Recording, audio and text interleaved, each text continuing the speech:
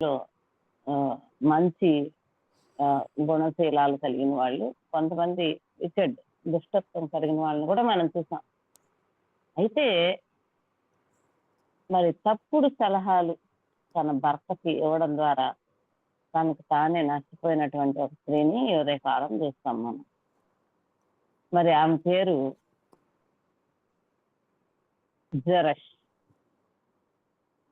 ఈ పేరు మీరు కొంతమంది విని కూడా ఉండరేమో, తెలియదు నాకు. అయితే ఈమె ఎవరు అంటే ఎక్కడ కనిపిస్తుంది మనకు బైబిల్లో అంటే, ఈమె ఎస్తేరు గ్రంథంలో మనకు కనిపిస్తుంది. ఈమె హామాను అనేటువంటి వ్యక్తి యొక్క భార్య. హామాను గురించి మన అందరం కూడా ఏమంటాం. హామాను చాలా మరి పవర్, అధికారం కలిగినటువంటి ఒక అధికారం కలిగిన వ్యక్తిగా ఉన్నాడు. అహశ్వేరోషు, రాజు అయినటువంటి అహశ్వేరోషు కాలంలో. మరి అది పర్షియా రాజుల యొక్క అధికారంలో ఉండింది. పర్షియా అంటే ఇప్పుడు ఉన్నటువంటి ఇరాన్. మరి చూసినట్లయితే ఆవిడ మరి చాలా మంచి, అంటే హై సొసైటీ నుంచి, గొప్ప స్థితి కలిగినటువంటి ఇంటి నుంచి వచ్చినట్లుగా కనిపిస్తూ ఉంటుంది. అంతేకాకుండా చాలా ఇంటి విషయాల్లోనూ, తర్వాత సలహాలు ఇచ్చే విషయంలో కూడా చాలా మరి ప్రభావవంతంగా కనిపిస్తూ ఉంటుంది.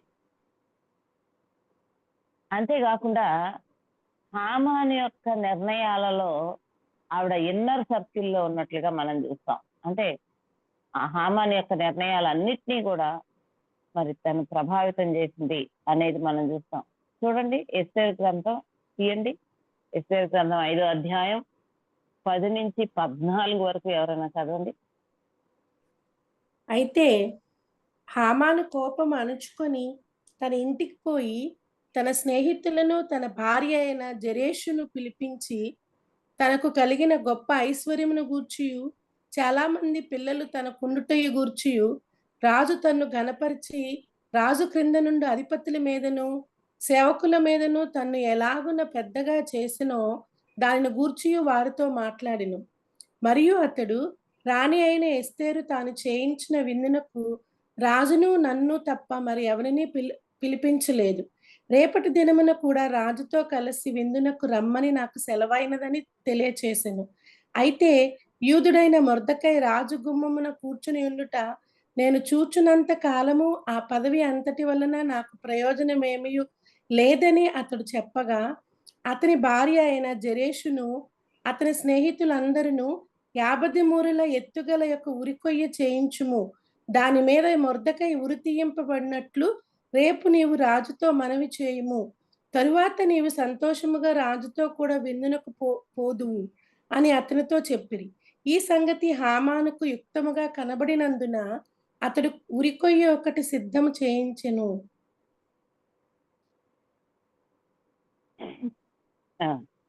అది అక్కడ జెరేష్ కనపడతా ఉంది కదా.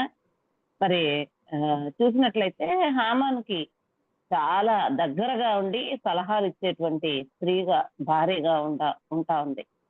నిజానికి ఆ సలహాలను బట్టే మరి హామాను యొక్క నిర్ణయాలు కూడా రూపుదిద్దుకున్నాయని మనం చెప్పచ్చు. మరి తను చాలా తక్కువ వచనాల్లోనే కనిపించినప్పటికీ మరి తన యొక్క మాటల్ని మనం గమనించినట్లయితే మరి అవి జీవ మరణాల నిర్ణయాలని మరి డైరెక్ట్ గా ప్రభావితం చేసినట్లు మనం చూస్తాం. మరి చూసినట్లయితే కనుక ఈ విషయాలన్నీ కూడా, అంటే అహశ్వేరోషు యొక్క సామ్రాజ్యం అంతా కూడా పర్షియా సామ్రాజ్యం అంటారు. మరి ఈ పర్షియన్సే ఇప్పుడు ఇరానియన్, అంటే పర్షియా భాష మాట్లాడే వాళ్ళు తగ్గిపోయారు అక్కడ ప్రస్తుతం అయితే. కానీ అది పర్షియా దేశం చాలా కాలం క్రితం, ఈవెన్ 37వ సంవత్సరం వరకు అని చెప్తున్నారు కదా ఈ మధ్య దినాల్లో.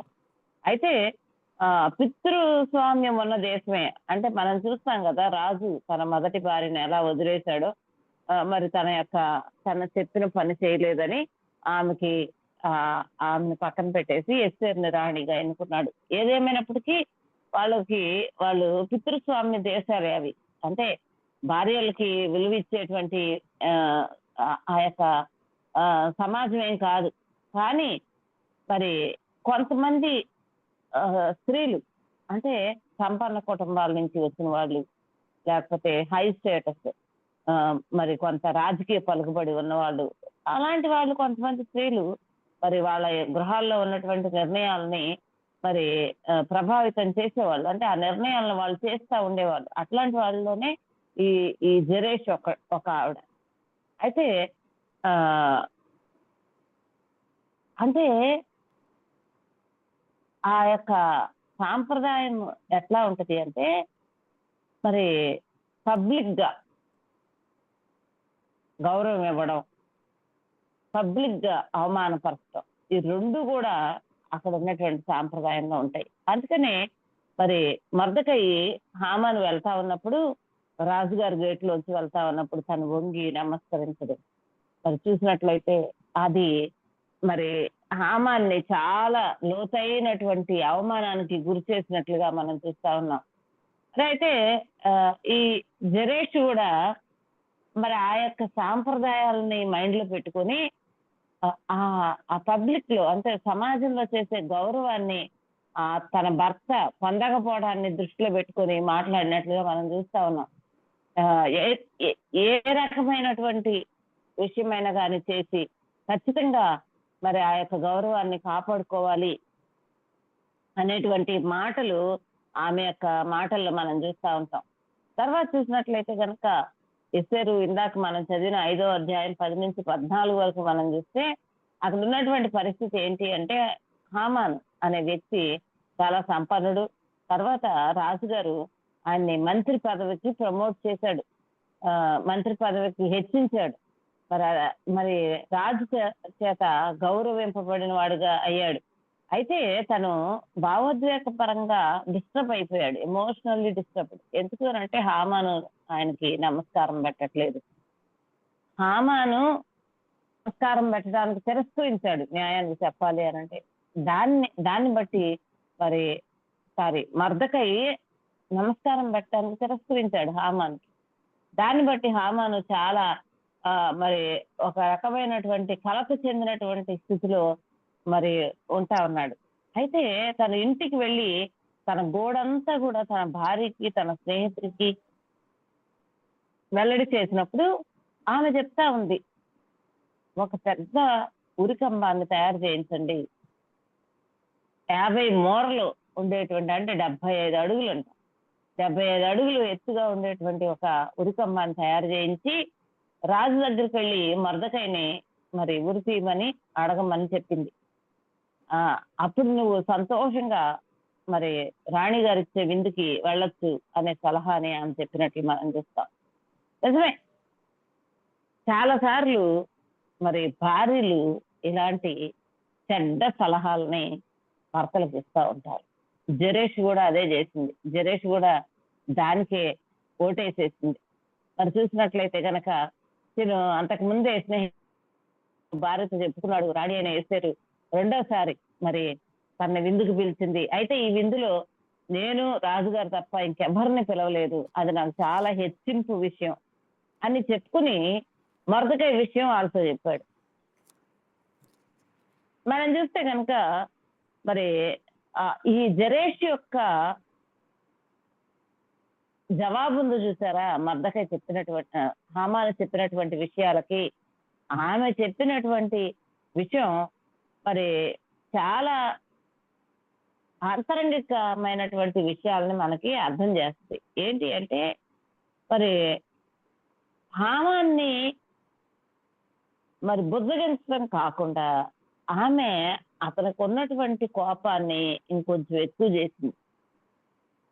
తన్ని బహుశా ఒక మంచి భార్య అయితే మరి హామాన్ వెళ్ళి తన మైండ్ అంతా తన హృదయం అంతా గుమ్మరించుకొని మొర్దెకై తనకు విలువ ఇవ్వట్లేదని మరి ఎస్తేరు అయితే తనను చాలా గౌరవించి విందుకు పిలిచిందని ఇట్లాంటి విషయాలు చెప్పినప్పుడు మరి ఒక రకంగా చూస్తే కనుక భార్యగా ఆవిడ మరి అతన్ని నిశ్శబ్దపరచాలి. కానీ తన యొక్క ఆ హామానుకు ఉన్నటువంటి కోపాన్ని ఇంకొంచెం ఎక్కువ చేసినట్టుగా మనం చూస్తూ ఉంటుంది. మరి తనకు ఆల్రెడీ హామానికి అహం దెబ్బతిని ఉంది. అయితే ఆ ఆ దెబ్బతిన్న అహాన్ని తను కొంచెం రెచ్చగొట్టినట్లుగా మాట్లాడినట్లు మనం చూస్తూ ఉంటున్నాం. మరి అంతేకాకుండా వెంటనే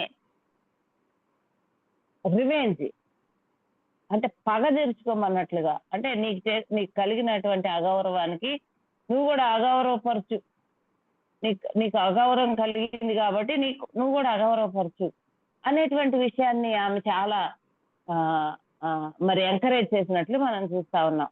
అంటే ఆ ఇది ఏమి తెలియజేస్తుంది అంటే భావోద్వేగాల్ని నెగిటివ్ విధానంలో రెచ్చగొట్టడం, అంటే టాక్సిక్ అంటారు దీన్ని. ఈ పదాన్ని మనం చాలాసార్లు వింటా ఉంటున్నాం మనం. అంటే ఇతరుల్ని సరైనటువంటి రీతిలో నడిపించకుండా అక్కడ జరిగేటువంటి కాన్సిక్వెన్సెస్ ఏంటి, పరిణామాలు ఏంటి అనేది చూడకుండా ఇతరుల యొక్క భావోద్వేగాల్ని రెచ్చగొట్టడం, అది ఆవిడ చేసినటువంటి పని. వెంటనే పగ తీర్చుకోమని చెప్పింది. మరి తనకి కలిగినటువంటి ఆయన బాధపడిపోయాడు, వర్రీ అయిపోయాడు. దాన్ని మరి నిశ్శబ్దపరచకుండా ఇంకా దాన్ని రేపినటువంటి ఆ పరిస్థితిని మనం చూస్తూ ఉంటాం. మరి చూసినట్లయితే మరి హామాను ఆ తనకు వచ్చినటువంటి బాధ ఏమి భౌతికమైంది, శారీరకమైంది కాదు, కానీ తన యొక్క అహం మరి గాయపడింది, తన యొక్క అహం దెబ్బతింది. అయితే జెరెషు దాన్ని కరెక్షన్ చేయడానికి బదులు, దాన్ని సరిచేయడానికి బదులుగా మరి దానికి ఇంకా ఆజ్యం పోసినట్లుగా మనం చూస్తా ఉన్నాం. అతనికున్న గర్వాన్ని ఇంకా ఎక్కువ చేసినట్లుగా మనం చూస్తా ఉన్నాం. అంతేకాకుండా మరి ఒక మంచి సలహాలు ఇస్తున్నాను అని అనుకుంటా, ఒక మంచి సమస్యకి మరి జవాబునిస్తా ఉన్నాను అని అనుకుని మరి ఆవిడ మరి ఆ ఆ తప్పుడు వ్యవహారంలోకి ఎంటర్ అయిపోయింది. అంటే సామాజిక స్థితిని ఎఫెక్ట్ చేసేటువంటి విషయాల్లోకి ఆమె అడుగు పెట్టేసింది. మరి చూసినట్లయితే అవి ఎంత ప్రమాదకరమైనటువంటి అంశాలు, ఎంత మానసిక స్థితి మీద దెబ్బ కొట్టే అంశాలు మనకి అర్థం కాదు, కానీ చివరికి వచ్చినటువంటి ఆమె పొందిన ప్రతిఫలం వల్లనే అవి అర్థమవుతా ఉంటాయి. కాబట్టి అంటే ఎదుటి వ్యక్తి వచ్చి సలహాల కోసం తన యొక్క హృదయంలో ఉన్నాయన్నీ తలపోసినప్పుడు అందరూ దాన్ని బాగు చేయడానికి బదులుగా దానికి ఇంకా అర్జం పోసినట్లుగా తయారైంది ఆవిడ సలహా.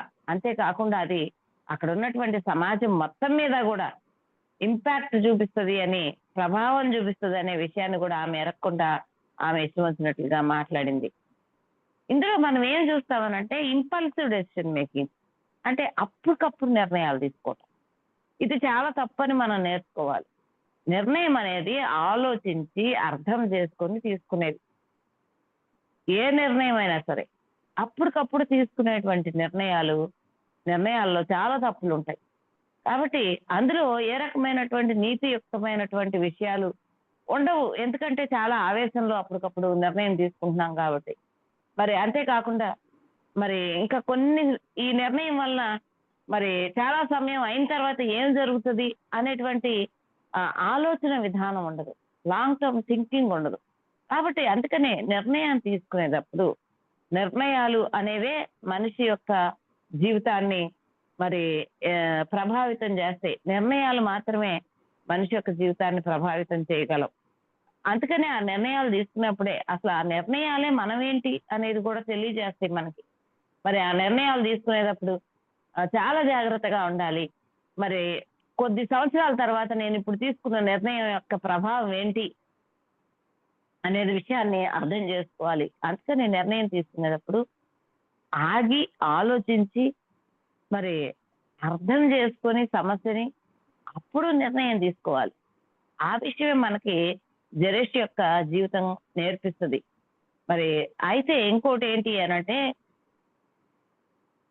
శరీర సంబంధమైనటువంటి ఆలోచన విధానం, ఆత్మ సంబంధమైన ఆలోచన విధానం కాకుండా మరి శరీర సంబంధమైనటువంటి ఆలోచన విధానం ఇక్కడ మనకి స్పష్టంగా కనిపిస్తా ఉంది.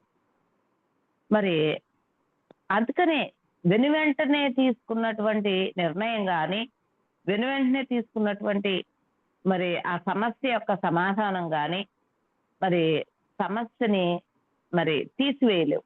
ఆ విషయాన్ని మనం గమనించాలి. అందుకనే సమస్య గురించి ఆలోచించాలి, విశ్లేషణ చేయాలి. అప్పుడు దానికి సంబంధించినటువంటి సమాధానాన్ని కనుక్కోవాలి. అప్పుడు దాన్ని ఇంప్లిమెంట్ చేయాలి, దాన్ని జరిగించాలి. మరి అలా కాకుండా చాలా అప్పుడప్పుడే వెనువెంటనే తీసుకున్న నిర్ణయాలు వలన ఎక్కువ నిర్ణయాలు మరి అది శరీర సంబంధమైనటువంటి లేకపోతే శరీరంతో నడపబడినటువంటి ఆలోచన విధానంతోనే వస్తాయి. ఆత్మ చేత నడిపించబడవు ఆ నిర్ణయాలు. కాబట్టి జాగ్రత్త. నిర్ణయాలు తీసుకునేటప్పుడు ఇంపల్సివ్ గా ఉండకూడదు. అప్పటికప్పుడే వెంటనే చేయకూడదు. మరి అది మనకి గలతీ పత్రికలో దాని గురించి మరింత ఎక్కువగా 5వ అధ్యాయంలో పౌలు భక్తుడు రాస్తాడు. దానికి అనుసంధానమైనటువంటి వాక్యాలు మనం తర్వాత చూడొచ్చు. ఆ తర్వాత మనం చూసినట్లయితే కనుక మరి ఆమె ఇచ్చినటువంటి సలహాలకి ఏమన్నా దేవుని యొక్క ఆ దైవ సంబంధంగా ఉన్నాయా అనే దాన్ని కనుక మనం చూసినట్లయితే కనుక అది ఏ రకంగానూ దైవ సంబంధంగా కనిపించవు. అసలు ఆమె ఇచ్చిన సలహా చాలా దైవ సంబంధం కానట్టు సలహా ఇచ్చింది. అంతేకాకుండా ఒక హింసా ప్రవృత్తితో కూడినటువంటి సలహా ఇచ్చింది. గర్వం చేత నడిపించబడినటువంటి సలహానిచ్చింది ఆవిడ. మరి దాన్ని దేవుని వాక్యంలో ఉన్నటువంటి జ్ఞానంతో గనక మనం పోల్చి చూసినట్లయితే మరి చక్కటి దైవ వాక్యాలు మనకి కనిపిస్తా ఉంటాయి. మరి మన దగ్గరికి సలహాకి వచ్చిన వాళ్ళని, మన దగ్గర వాళ్ళ స్థితిని గురించి చెప్పుకున్న వాళ్ళకి మనం ఎలాంటి సలహాలు ఇవ్వాలి అనే విషయం మనం చూస్తే గనక ఎవరన్నా ఒకళ్ళు తీసి చదవండి. సామెతలు 15:1, 16, 18 ఈ రెండు కూడా మరి లోక సంబంధమైన జ్ఞానానికి, దైవ సంబంధమైన జ్ఞానానికి తేడాన్ని మనకు తెలియజేస్తాయి. అందుకని ఆవిడ జెరెషు లోక సంబంధమైన జ్ఞానాన్ని కలిగి ఉంది కానీ దైవ సంబంధమైన జ్ఞానాన్ని కలిగి లేదు. ఆమె అసలు లోక సంబంధమైన జ్ఞానాన్ని రిప్రజెంట్ చేస్తా ఉంది, ఆమె తెలియపరుస్తా ఉంది. మరి ఎంత విచారకరమైన విషయం. దైవ సంబంధమైన జ్ఞానం కలిగి ఉండకుండా ఇతరులకు సలహాలు ఇవ్వడం అనేది ఎంత ప్రమాదకరమైందో మనం అర్థం చేసుకోవాలి. చదువుతారా ఆ రెండు రెఫరెన్స్లు? మృదువైన మాట క్రోధమును చల్లార్చును, నొప్పించు మాట కోపమును రేపును. అది అక్కడ జరిగింది కూడా అంతే. మృదువైన మాటలు మాట్లాడి ఆయన యొక్క కోపాన్ని చల్లార్చకుండా మరి అసలే కోపంతో వచ్చాడు, పగతో రగిలిపోతున్నాడు. అప్పుడు ఏం మాటలు మాట్లాడాలి? మృదువైన మాటలు మాట్లాడాలి. అలా కాకుండా కఠినంగా మాట్లాడటం వలన ఇంకా ఆ కోపం ఎక్కువైపోతుంది. అది ఎక్కువైపోయినందువల్ల మరి జరిగేటువంటి పరిణామాలు కూడా చాలా చెడ్డవిగా ఉంటాయి. రెండవదిగా చూస్తే 16, 18 సామెతలు. నాశనములకు ముందు గర్వము నడుచును అనే మాట అక్కడ కనిపిస్తా ఉంది. అయితే వీళ్ళ జీవితాల్లో మరి ఆ గర్వంతో కూడిన నిర్ణయాలు, ఆ గర్వంతో కూడిన సలహాలు వాటి వలన వారి యొక్క కుటుంబం మీదకే నాశనం తెచ్చుకున్నట్లుగా మనం చూస్తాం. అందుకనే దైవ సంబంధమైన జ్ఞానాన్ని కలిగి ఉన్నప్పుడే మనం ఆ విషయాన్ని గురించి సలహా ఇవ్వాలి. కానీ మరి లోక సంబంధమైన సలహాలను ఇవ్వడానికి మనం తొందరపడిపోయి మన జీవితాలని ఇతరుల జీవితాలను కూడా మనం మరి అవి ఎఫెక్ట్ అయ్యేట్లుగా మనం చేయకూడదు. తర్వాత మనం చూసినట్లయితే కనుక ఎస్తేరు గ్రంథం 6:13 ఆవిడ మరలా మాట్లాడుతుంది. జెరెషు మరలా మాట్లాడటం మనం చూస్తాం. చూడండి. హామాను తనకు సంభవించినదంతయు తన భార్య అయిన జెరెషుకు తన స్నేహితులందరికీ తెలుపగా అతని యొద్దనున్న జ్ఞానులను అతని భార్య అయిన జెరెషును ఎవని చేత నీకు అధికార నష్టము కలుగుచున్నదో ఆ మొర్దెకై యూదుల వంశపు వాడైన ఎడల అతని మీద నీకు జయము కలగదు, అతని చేత అవశ్యముగా చెడిపోదువని అతనితో అనిరి. అది ఇక్కడ మళ్ళీ ఇంకొక నిర్ణయం కనిపిస్తా ఉంది. కానీ దానికన్నా ముందే హామాను మరి మొర్దెకైని తనని పబ్లిక్ లో, అంటే మనుషులందరి ముందు గౌరవించాలి అనే విషయం మీద తను ఆ,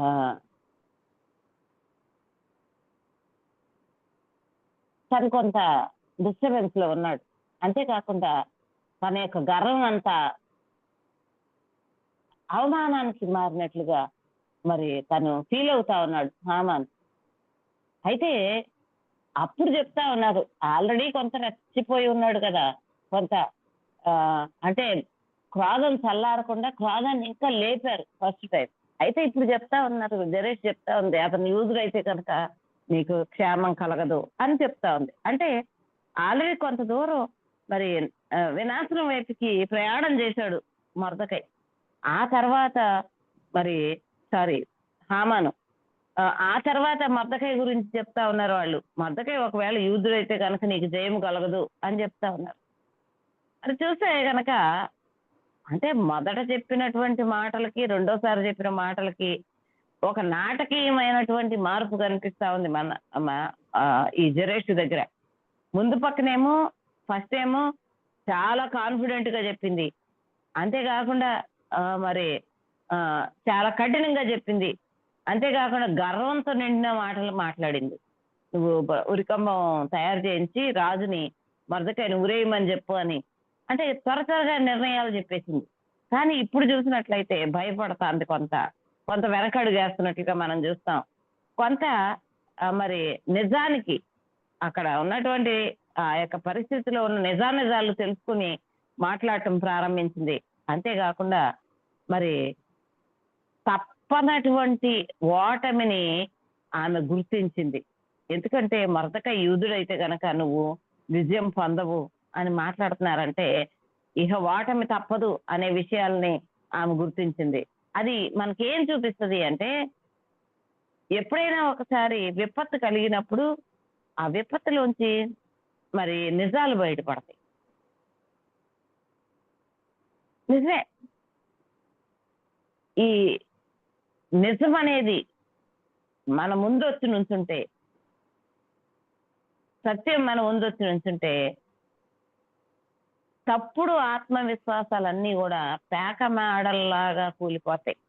మనం చాలా ఆత్మవిశ్వాసంతో ఉన్నాం, కాన్ఫిడెంట్ గా ఉన్నాం, మనం అది చేయొచ్చు ఇది చేయొచ్చు అని చాలా సార్లు మనం అనుకుంటాం. కానీ రియాలిటీ అంటే వాస్తవాన్ని గనక మనం చూడగలిగితే, ఆ వాస్తవాలు మన దాకా వస్తే మరి ఈ యొక్క తప్పుడు ఆత్మవిశ్వాసం అనేది కూలిపోద్ది. అది మనం నేర్చుకోవాల్సిన విషయం. కాబట్టి నిర్ణయాలు చెప్పే ముందే మనం మరి నిర్ణయాలు తీసుకోవడానికి, ఇతరులకు సలహా ఇవ్వడానికి మన జీవితంలో అబద్ధపు ఆత్మవిశ్వాసం ఉండకూడదు. అబద్ధపు ఆత్మవిశ్వాసంతో మనం గంభీరంగా బింకంగా మరి మనం సలహాలు చెప్తే ఎదుటి వాళ్ళకి కలిగేది మరి నష్టమే కానీ లాభం కాదు. కాబట్టి జరేష్ జీవితంలోంచి మనం అంటే ఆమె జీవితంలో ఉన్నటువంటి విషయాలు ఏంటి అంటే, మరి ఆమె ఏమో గుర్తిస్తా ఉంది ఇప్పుడు అంటే, మరి దేవుని యొక్క హస్తాన్ని ఆమె గుర్తిస్తా ఉంది. ఎందుకనంటే వాళ్ళు కనుక యూదులైతే గనక మరి వాళ్ళకి ఒక ప్రత్యేకమైనటువంటి సంరక్షణ ఉంటది. కనపడనటువంటి దేవుని హస్తము వారి వెనక పని చేస్తా ఉంటది అనే విషయాల్ని ఆమె ఇప్పుడు గుర్తిస్తా ఉంది. మరి అయితే దేవుని యొక్క పేరు అక్కడ మరి చెప్పబడకపోయినా, ఎస్తేరు గ్రంథం ఒకటే ఒక గ్రంథం బైబిల్లో దేవుని పేరు చెప్పకుండా రాయబడిన గ్రంథం. దేవుడు అనే విషయమే లేదు. కానీ అది ఎస్తేరు లోపలే ఉంది దేవుని యొక్క పేరు. ఎస్తేరుని రాణిగా తీసుకెళ్లి కూర్చోబెట్టడంలోనే, ఎస్తేరుని రాజ్యానికి అధికారినిగా చేయడంలోనే దేవుని యొక్క సార్వభౌమత్వం ఉన్నట్లుగా మనం చాలా స్పష్టంగా మనకి కనిపిస్తా ఉంది. మరి అయితే మరి అన్నిటికంటే విషాదం ఏంటి అంటే, జరేషు ఏదైతే సలహా ఇచ్చిందో ఆ యొక్క 70 మూరల కుడి కమ్మం చేయించమని, మరి అదే ఉరికమ్మము తన సొంత భర్త అయినటువంటి హామానుని ఉరి తీయటానికి ఉపయోగించబడింది. అది మనం ఎస్తేర్ గ్రంథం 7వ అధ్యాయం 10వ వచనంలో చూస్తాం. అందుకనే దేవుని గ్రంథం చెప్పేటువంటి శక్తివంతమైనటువంటి ఆ యొక్క ప్రిన్సిపల్ని మనం నేర్చుకోవాలి. బిబ్లికల్ ప్రిన్సిపల్ని మనం నేర్చుకోవాలి. ఏంటి అంటే, నువ్వు ఏదైతే ఇతరుల కొరకు ప్రణాళిక చేస్తావో నీ హృదయంలో దుష్టత్వం ఉంచుకొని అది నీకే తిరిగి వస్తుంది. కాబట్టి చాలా జాగ్రత్త. ఇతరుల విషయంలో చేసేటువంటి ప్రణాళికలు, మరి హృదయంలో దుష్టత్వంతో చేసే ప్రణాళికలు, హృదయంలో కోపంతో చేసే ప్రణాళికలు, హృదయంలో అప్పటికప్పుడే నిర్ణయించుకునేటువంటి ప్రణాళికలు, ఇట్లాంటివి అన్నీ కూడా మరి తిరిగి మన మీదకే వస్తాయి అనే విషయాన్ని మనం గుర్తుపెట్టుకోవాలి. మరి నిజమే, తను చాలా ప్రభావితం చేసేటువంటి భార్య, అంతేకాకుండా సలహాలు ఇచ్చేటువంటి భార్య. మరి తన యొక్క ఆలోచన విధానాన్ని గురించి కూడా చూస్తే, మొదటిసారి తను తప్పుగా చెప్పింది కానీ రెండవసారి తను కొంత తన ఆలోచన విధానాన్ని నిజమేంటి అనే విషయాన్ని మరి మనకి ఆమె మాట్లాడుతున్నట్టుగా మనకు కనిపిస్తుంది. మరి అయితే ఆమెలో ఉన్నటువంటి బలహీనతలు మనం చూసినప్పుడు మరి ఆమె గర్వాన్ని ప్రోత్సహించింది, పగని అంటే శత్రుత్వాన్ని ప్రోత్సహించింది, రివెంజ్ బదులు తీర్చుకోవడాన్ని ప్రోత్సహించింది. అయితే దేవుని యొక్క న్యాయాన్ని గురించి ఆమె అర్థం చేసుకుంది కానీ అప్పటికే లేట్ అయిపోయింది. అందుకనే హామాను ఏ విషయంలో అయితే పతనం అయ్యాడో ఆ పతనానికి మరి సాక్షి అయిపోయింది, ఆ పతనానికి కారణం అయిపోయింది ఆవిడ. మరి అందుకనే మనం తెలుసుకోవాల్సిన విషయాలు ఏంటి అంటే,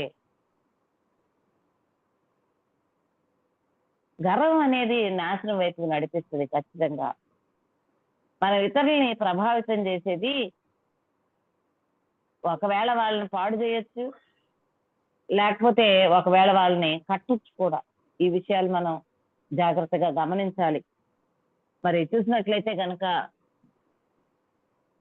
మనం తప్పుడు ఆలోచనలు చెప్తే వచ్చేటువంటి పరిణామాలను కూడా అర్థం చేసుకోవాలి. మరి చిట్ట చివరి స్థితిలో వచ్చేటువంటి ఆ యొక్క జ్ఞానము మన జీవితాలను నడిపించుకోవడానికి సరిపోదు. అందుకనే ఏ సమయానికి ఆ సమయంలో దేవునికి విధేయత చూపించినప్పుడు మనం జ్ఞానవంతంగా మన జీవితాన్ని నడిపించుకోగలుగుతాం. దేవుని యొక్క నిర్ణయాలు, దేవుని యొక్క న్యాయము ఖచ్చితంగా అమలు జరుగుతుంది అనే విషయాన్ని కూడా మనం జ్ఞాపకం చేసుకోవాలి. కాబట్టి మరి జెరెష్ జీవితంలో చాలా లేటుగా రికగ్నైజ్ చేసిన సత్యాన్ని తన భర్తకి చేయవలసినటువంటి చెడంతా కూడా తన సలహా ఇవ్వడం ద్వారా చేసేసింది. కాబట్టి చాలా జాగ్రత్త. ఒక మాట మాట్లాడేటప్పుడు, ఒక సలహా ఇచ్చేప్పుడు, ఒక విషయం మీద నిర్ణయాలు తీసుకునేటప్పుడు చాలా జాగ్రత్తగా తీసుకోవాలి. నిర్ణయం తీసుకుని దాన్ని ఇంప్లిమెంట్ చేసినాక మనకు వచ్చే జ్ఞానము దేనికి పనికిరాదు. ఆల్రెడీ ఆ తీసుకున్న నిర్ణయం తాలూకా మరి కాన్సిక్వెన్సెస్ ని, పరిణామాలని మనం ఎదుర్కోవాల్సిందే అనే విషయం జెరెష్ జీవితం మనకు తెలియజేస్తుంది. దాన్ని బట్టి మనం మరి జెరెష్ జీవితం నుంచి నేర్చుకోవాల్సినటువంటి విషయాల్ని తప్పకుండా నేర్చుకోవాల్సిందే. దేవుడు ఈ వాక్య భాగాల్ని మన అందరి వెనుకల్లో ఆశీర్వదించును గాక. అటువంటి ఎవరైనా చెప్పండి వాక్యాన్ని బట్టి మరి ప్రభువుని ఆరాధించండి.